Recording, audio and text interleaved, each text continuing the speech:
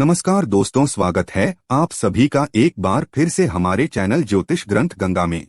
दोस्तों ओम नमः शिवाय। दोस्तों स्वागत है आप सभी लोगों का एक बार फिर से। दोस्तों पूरे 500 सालों के बाद बन रहा है दिव्य और दुर्लभ महाशुभ संयोग 16 अगस्त 2023 दिन बुधवार, अधिक मास, श्रावण अमावस्या। इस दिन चुपचाप गाय को खिला दें, ये एक छोटी सी चीज। रोड़पति भी होंगे, करोड़पति मिलेंगी, सभी संकटों और कष्टों से मुक्ति। मृत्युदंड, पितृदोष तुरंत होगा खत्म। पूरे साल आपके घर में भरे रहेंगे अन्न धन के भंडार। आपकी 7 पुश्तें तक करेंगी रुपयों पैसों पर राज। जी हाँ दोस्तों, 7 पुश्तें तक, 7 पीढ़ियों तक बैंक बैलेंस चला जाएगा। धन दौलत बढ़ती चली जाएगी, दुख दूर हो जाएंगी और सुख आपके कदमों में आ जाएंगे। सुख आपके कदम चूमेगी, यूं कहें यदि आप या एक छोटी सी चीज गाय को खिला देते हैं अधिक मात्र सावन अमावस्या के दिन यानी 16 अगस्त को, तो दोस्तों आपके जीवन से जो भी बड़ी से बड़ी दुख, दर्द, संकट, कष्ट है, उन सभी से आपको छुटकारा मिल जाएगा। कोई भी परेशानी हो, दुख दर्द आपका पीछा नहीं छोड़ रहा हो या किसी भी प्रकार का कोई भी आपको मनोकामना पूर्ण नहीं हो रही, तो वह मनोकामना भी पूर्ण होगी। समस्त परेशानी से छुटकारा मिलेगा।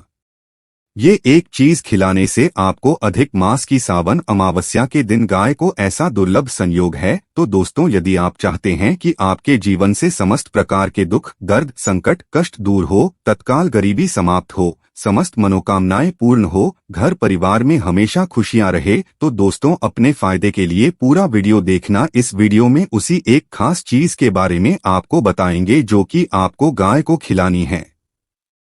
अधिक मास सावन अमावस्या के दिन आपकी यूं कहें कि फूटी से फूटी किस्मत भी चमक उठेगी।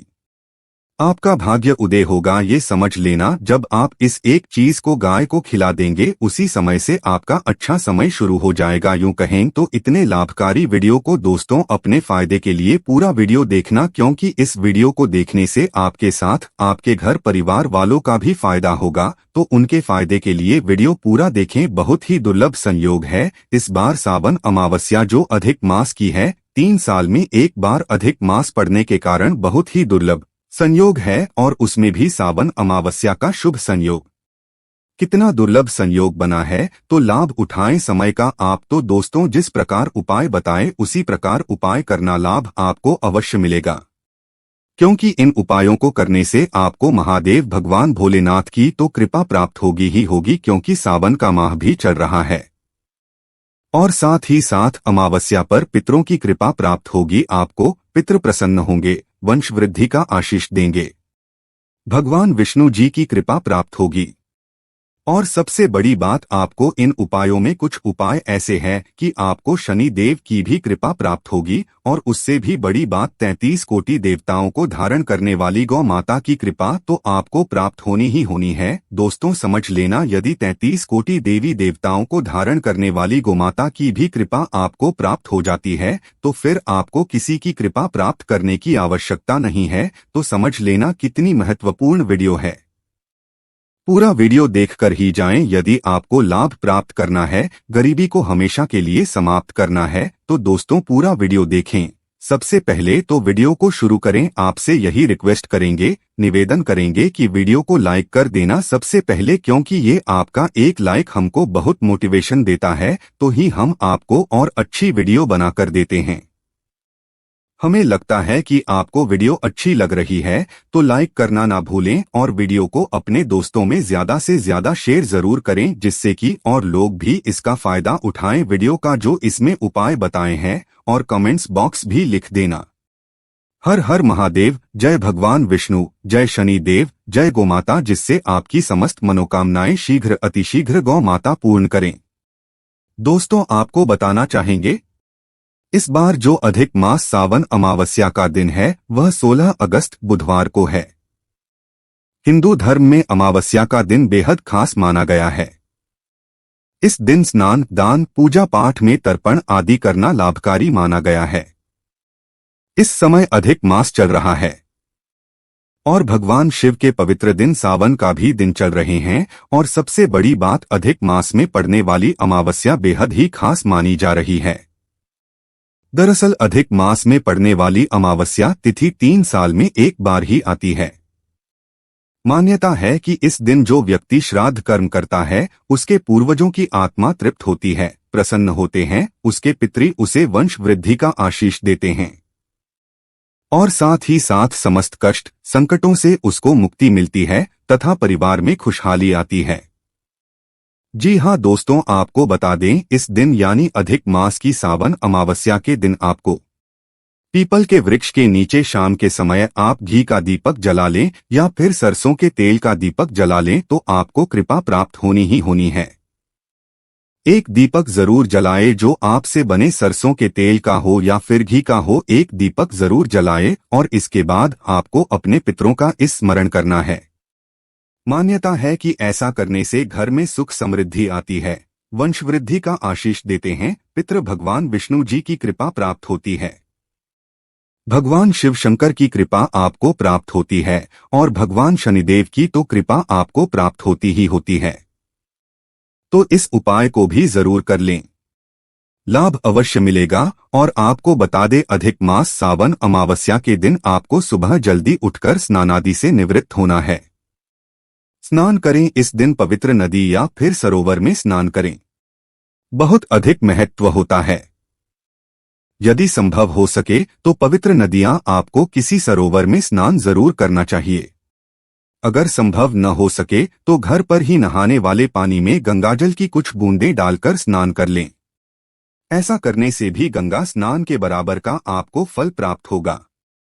और इसके बाद आपको भगवान सूर्य देव को अर्घ्य जरूर दें। एक लोटा जल दें। स्नान आदि करने के बाद जो आपके घर का मंदिर है उसको स्वच्छ करें, साफ करें और दीप प्रज्वलित करें।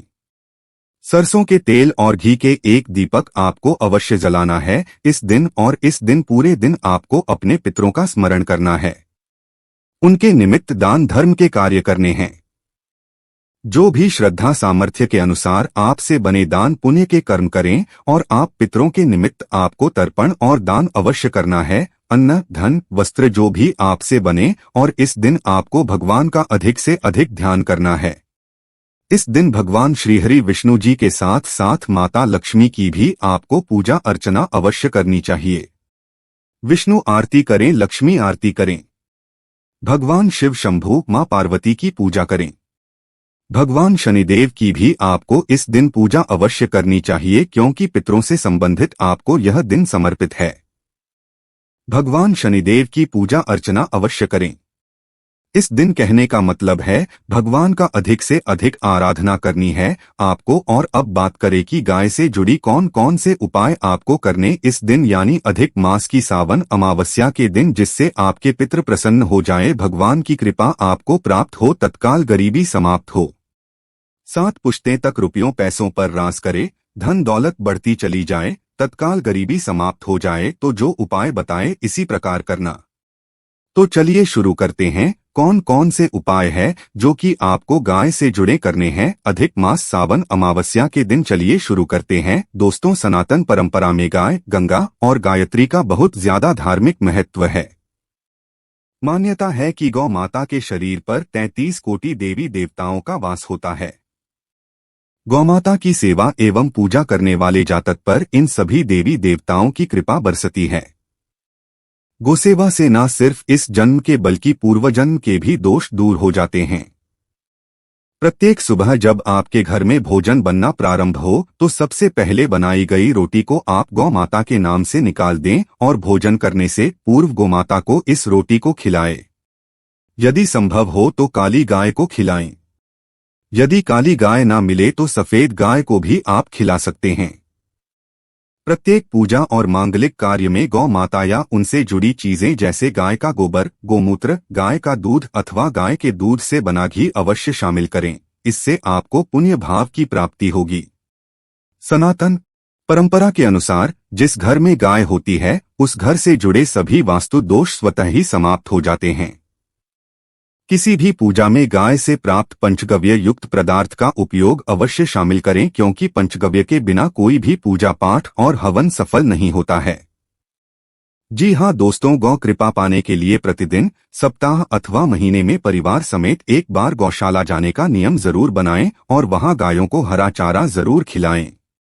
इससे आपको शुभ फलों की प्राप्ति होगी और साथ ही साथ गौ सेवा और गौ पूजा से 9 ग्रह शांत हो जाते हैं और इनसे जुड़े दोषों का निदान हो जाता है। गर्मियों में गोमाता को पानी पिलाएं और सर्दी में गोमाता को गुड़ अवश्य खिलाएं। ध्यान रखें कि गर्मियों में गाय को गुड़ न खिलाएं। अनेक देवी देवताओं को अपने शरीर पर धारण करने वाली गौ माता से जुड़े कई शुभ और अशुभ संकेत भी होते हैं। मसलन गाय का दूध दुहते समय यदि गाय ठोकर मार दे और सारा दूध बिखर जाए तो अपशगुन होता है। यदि कोई यात्रा पर निकल रहा हो और गाय अपने बछड़े को दूध पिलाती सामने आ जाए तो निश्चित रूप से जिस यात्रा के लिए आप निकले हैं वे यात्रा आपके लिए अवश्य सफल होगी और वह काम जिसके लिए आप निकले हैं वह अवश्य ही पूर्ण होगा। यात्रा पर जाते समय बाईं ओर गाय की आवाज आना और रात्रि में गाय की हुंकार करना भी शुभ होता है। दोस्तों, साथ ही साथ गाय के साथ आप भूलकर भी ये काम ना करें, अन्यथा मिलता है घोर नरक और जीवन भर की परेशानियां।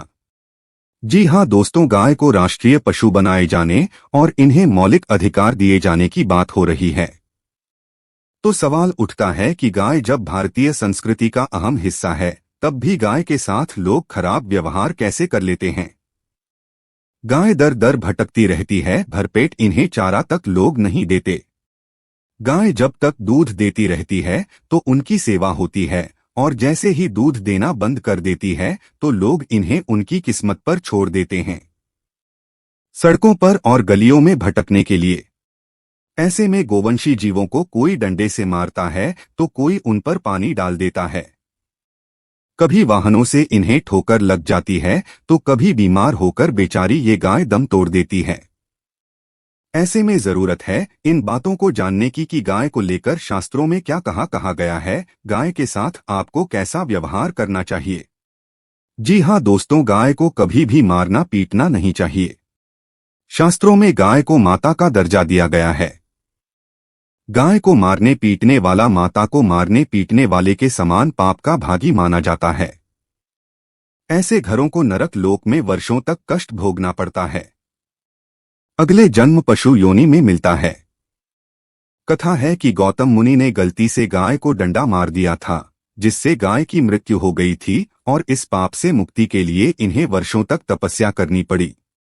भगवान श्री कृष्ण जी ने बैल स्वरूप में वृत्रासुर का वध कर दिया था जिससे मुक्ति के लिए भगवान श्री कृष्ण को संपूर्ण तीर्थों को एक कुंड में बुलाना पड़ा और इस कुंड में स्नान से वह पाप मुक्त हो गए थे। जी हाँ दोस्तों, साथ ही साथ जो लोग पानी पी रही गाय को भगाते हैं वे घोर पापी के भागी बनकर नरक भोगते हैं, ऐसा पुराण में बताया गया है। जबकि जो लोग गाय के लिए प्याऊ और चारा ग्रह बनवाते हैं वह महाभाग्यवान होते हैं। ऐसे लोग घोर पाप से मुक्त होकर स्वर्ग पा जाते हैं और बड़े ही धनवान कुल में जन्म लेकर सुख भोगते हैं। और साथ ही साथ आराम कर रही गाय को कष्ट देकर कभी भी उठाना नहीं चाहिए। कहते हैं कि जिस स्थान पर गाय बैठी है वहां से नकारात्मक ऊर्जा समाप्त हो जाती है। गाय के बैठने की जगह को जो लोग नियमित साफ रखते हैं वे पूर्वजन्म में किए गए जाने अनजाने में पापों से मुक्ति पा जाते हैं और गौलोक में स्थान पाते हैं। गाय को डंडा मारकर उठाना, पानी डालकर उठाने से मनुष्य पाप का भागी बनता है और अगले जन्म में उसे दर दर भटकना पड़ता है। और साथ ही साथ शास्त्रों में बताया गया है कि गाय का दूध उसके बछड़े के लिए होता है। गाय के बछड़े से बचा हुआ दूध ही मनुष्य को लेना चाहिए, लेकिन कुछ लोग एक बार गाय को दूह लेने के बाद फिर से बछड़े के लिए बचा हुआ दूध भी दूह लेते हैं। ऐसा करना घोर पाप कहा जाता है। ऐसे दूध को दुहने वाला और ग्रहण करने वाला दोनों ही पाप के भागी बन जाते हैं। दोस्तों, साथ के साथ शास्त्रों में कहा गया है कि गोवंश यानी गाय और बैल के पीठ पर नहीं बैठना चाहिए। इनके पीठ पर बैठने से महापाप लगता है। ऐसे लोगों को नरक की यातना भुगतनी पड़ती है। एकमात्र महादेव के अंश के उत्पन्न नंदी ही गोवंशी है, जिस पर स्वयं महादेव और महादेवी सवारी करती है, क्योंकि नंदी ने स्वयं अपनी इच्छा से महादेव की सवारी बनना स्वीकार किया था। और साथ ही साथ शास्त्रों में गाय के दान को बहुत ही महत्व दिया गया है। लेकिन ऐसी गाय का दान कभी नहीं करना चाहिए जो बूढ़ी और बीमार हो। कठोपनिषद में नचिकेता की कथा भी इस संदर्भ में है कि जिस नचिकेता ने पिता द्वारा बूढ़ी गाय को दान करने पर आपत्ति जताई थी। दूध देने वाली और बछड़े सहित जो लोग गाय का दान करते हैं वह महान पुण्य को प्राप्त करके ही स्वर्ग में स्थान पाते हैं। दोस्तों, साथ ही साथ सूर्य, चंद्र, मंगल या शुक्र की युति राहु से हो तो पितृदोष होता है। यह भी मान्यता है कि सूर्य का संबंध पिता से एवं मंगल का संबंध रक्त से होने के कारण सूर्य यदि शनि, राहु या केतु के साथ स्थित हो या दृष्टि संबंधी हो तथा मंगल की युति राहु या केतु से हो तो पितृदोष होता है। इस दोष से जीवन संघर्षमय बन जाता है। यदि पितृदोष हो तो गाय को प्रतिदिन या किसी भी एकादशी को या किसी पूर्णिमा के दिन या अमावस्या को रोटी, गुड़, चारा आदि खिलाने से पितृदोष समाप्त हो जाता है। साथ ही साथ देसी गाय की पीठ पर जो कपुत कुबड़ होता है वे बृहस्पति गुरु हैं। आठ जन्मपत्री में यदि बृहस्पति अपनी नीच राशि मकर में हो या अशुभ स्थिति में हो तो देसी गाय के इस बृहस्पति भाग एवं शिवलिंग रूपी कुबड़ के दर्शन करने चाहिए। गुड़ तथा चने की दाल रखकर गाय को रोटी भी दें। इससे आपको शुभ फलों की प्राप्ति होगी। और साथ ही साथ यदि आप रास्ते में जा रहे हो और सामने से गौ माता आती हुई दिखाई दे तो गौ माता को आपको अपनी दाहिनी ओर से जाने देना चाहिए। आपकी यात्रा अवश्य ही सफल होगी। और साथ ही साथ यह संकेत भी जान ले, यदि आप यात्रा पर जा रहे हैं और सामने आपके गाय पड़ जाए अथवा अपने बछड़े को दूध पिलाती हुई सामने गाय दिखाई दे जाए तो समझ जाना कि वह यात्रा आपके लिए अवश्य ही सफल होगी। और साथ ही साथ जिस घर में गाय होती है उसमें वास्तुदोष स्वतः ही समाप्त हो जाता है। और साथ ही साथ आपको बता दें कि गाय को आप जो भी रोटी बनाए प्रतिदिन ताज़ी रोटी ही बनाएं। गाय को अगर आपने रोटी बनाई है तो कोशिश करें कि उस रोटी को आप तुरंत ही गाय को दे दें। अगर आप उस रोटी को रख देंगे और उस रोटी को अगले दिन देंगे तो मैं रोटी बासी मानी जाएगी। गाय को कभी भी बासी रोटी ना दें। इससे घर में नकारात्मक ऊर्जा वास करती है और जो भी कार्य आपके बनने वाले होंगे वह कार्य भी आपके बिल्कुल भी नहीं बनेंगे। इससे आपके घर में हमेशा दरिद्रता का वास रहेगा और आप जिस भी कार्य को करेंगे उस कार्य में आपको हमेशा असफलता ही हाथ लगेंगी।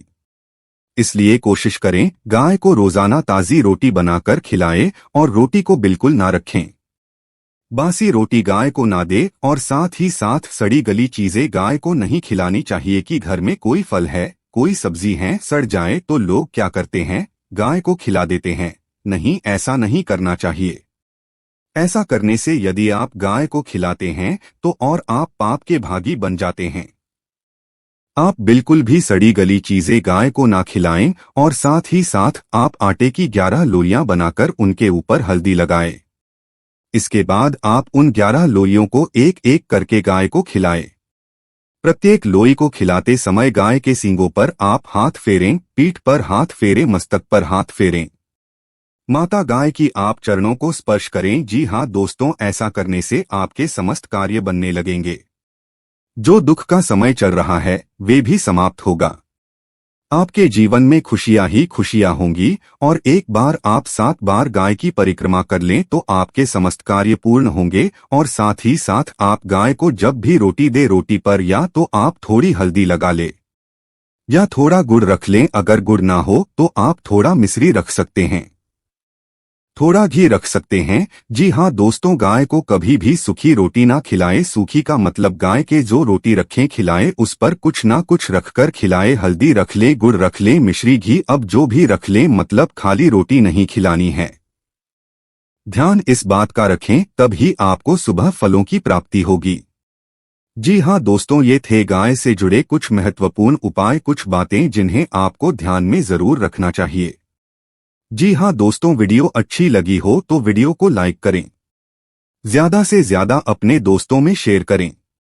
चैनल पर नए हैं तो सब्सक्राइब करें। जय गौ माता।